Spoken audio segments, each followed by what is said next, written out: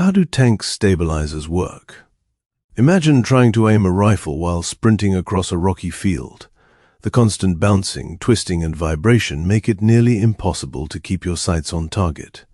Now scale that problem up to a 60-ton battle tank carrying a 120mm cannon, moving at 50 kilometers per hour across rough terrain, and you begin to understand why tank stabilizers are one of the most critical pieces of technology in modern armored warfare. Without them, tanks must stop to fire accurately. With them, they become lethal weapons capable of engaging targets on the move, giving crews a decisive tactical advantage on the battlefield. The core problem: a moving tank is never still. The hull pitches forward and back as it crests hills, rolls side to side as it crosses ditches, and vibrates constantly from the engine and tracks. Every one of those movements transfers directly to the gun, and even a tiny angular deviation translates into a massive miss at combat ranges of 2,000 meters or more. A barrel that shifts just 1 degree off target can send a shell flying many meters wide of its intended point of impact. Before stabilizers existed, tank crews dealt with this problem in the most straightforward way possible. They stopped. A stationary tank is far easier to aim from, but stopping on a modern battlefield means exposing the vehicle to return fire for precious seconds. Speed and movement are survival.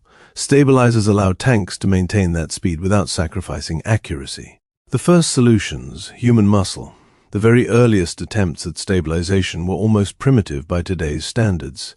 Gunners used shoulder rests, padded braces similar to rifle stocks, to physically hold the gun steady using their own bodies. By pressing firmly against the rest, a trained gunner could use his chest or shoulder as a dampening mechanism, absorbing small vibrations and keeping the barrel roughly on target. This worked surprisingly well, but only within tight limits. It relied on the gun being perfectly balanced so that the barrel and breech offset each other in weight, requiring minimal force to hold in position. And it was bounded entirely by human biology, reaction times, muscle strength, and fatigue. The moment the tank moved faster or the ground became rougher, the system simply failed. Mechanical gyroscopes, the first real breakthrough. The first true technological stabilizers appeared during World War II. American engineers at Westinghouse developed a single-plane stabilizer that entered mass production and was fitted to tanks like the M4 Sherman. The heart of the system was a mechanical gyroscope, a heavy metal rotor spinning at thousands of revolutions per minute. The physics behind this device comes from the law of conservation of angular momentum. A rapidly spinning mass resists any force that tries to change its orientation in space. Think of a spinning top. It stays upright not because something is holding it, but because its rotation generates a powerful resistance to tilting. Tank stabilizers exploited this same principle. When the tank hull moved, the gyroscope remained pointed in its original direction, and sensors detected the difference between the hull's new position and the gyroscope's fixed orientation. That signal was sent to hydraulic actuators that moved the gun to compensate, all in fractions of a second. These early systems were impressive for their time, but they had serious limitations. They only operated in one plane, the vertical, meaning they could prevent the gun from rising and dipping with terrain, but did nothing about left-right movement. They also struggled at high speeds, above roughly 20 kilometers per hour. The hydraulics simply couldn't react fast enough to keep up with the vehicle's motions. The hardware was heavy, cumbersome, and prone to mechanical failure, essentially a large, complex machine crammed into an already crowded turret. Two-plane stabilization, full control. Post-war development addressed these shortcomings systematically. Engineers added second and third gyroscopes oriented along different axes, allowing stabilization in both the vertical and horizontal planes simultaneously. For the first time, a gunner could traverse the turret and keep the gun locked on a moving target, while the tank itself was changing direction and speed. A good example is the Soviet T-55A, which uses 4 gyroscope rotors arranged in 2 pairs. In each pair, one gyroscope measures the angle of deviation, how far the gun has drifted from the target, while the other measures the rate of change, how quickly it is drifting. Together they give the fire control system everything it needs to calculate the precise correction required, and apply it through the gun's drive motors. The result is a weapon that tracks its target with remarkable smoothness, almost as if the chaos of the moving tank beneath it doesn't exist. The shift to light, laser, and fiber optic gyroscopes. The great weakness of mechanical gyroscopes has always been their moving parts. Spinning rotors wear down over time, require precise balancing, and are sensitive to shock. Not ideal qualities in a machine that regularly absorbs the impact of firing its own main gun. From the latter half of the 20th century onward, engineers began replacing mechanical gyroscopes with devices that have no moving parts at all. Modern stabilizers rely on the Sagnac effect, first described by French physicists Georges Sagnac in 1913, years before the tank was even invented.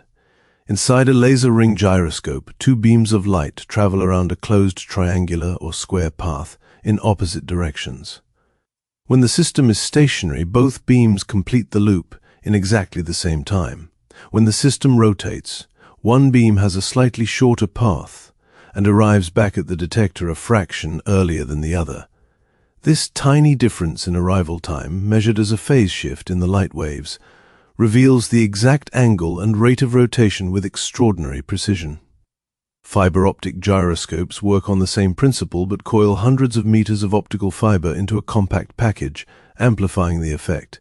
These devices are smaller, lighter, more reliable, and far more accurate than anything mechanical. They also respond faster, which means the stabilization system can make corrections at speeds and frequencies impossible for older hydraulic systems. The microscopic frontier, MEMS gyroscopes. At the cutting edge of stabilization technology are microelectromechanical systems, MEMS gyroscopes. These devices are etched directly onto silicon wafers, using the same process used to make computer chips. The gyroscope itself is a microscopic vibrating structure, and when it rotates, the Coriolis effect causes its vibration pattern to shift in a measurable way. An entire gyroscope can sit on a chip smaller than a grain of rice, and a modern smartphone may contain a dozen of them. In armored vehicles, MEMS gyroscopes are not yet precise enough to replace fiber optic systems as the primary stabilization sensor. However, they are increasingly used in combination with them, adding layers of redundancy and enabling faster response in certain frequency ranges. As the technology continues to mature, it is likely that MEMS sensors will take on a larger role in future systems. Why it all matters. Tank stabilization technology is about far more than aiming.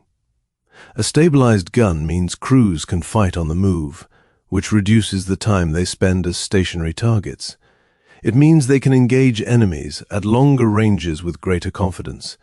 It levels the playing field when facing opponents who have the advantage of cover or higher ground. And it reduces the cognitive burden on the crew, allowing them to focus on tactics and situational awareness rather than wrestling with a bouncing gun. In 80 years, stabilizers have evolved from padded shoulder braces and suitcase-sized mechanical boxes to invisible chips on a circuit board. The physics have stayed the same: angular momentum, the Sagnac effect, the Coriolis force, but the engineering has become almost miraculous in its compactness and precision. What began as a solution to the simple problem of keeping a gun pointed at the enemy has become one of the defining technologies of modern land warfare.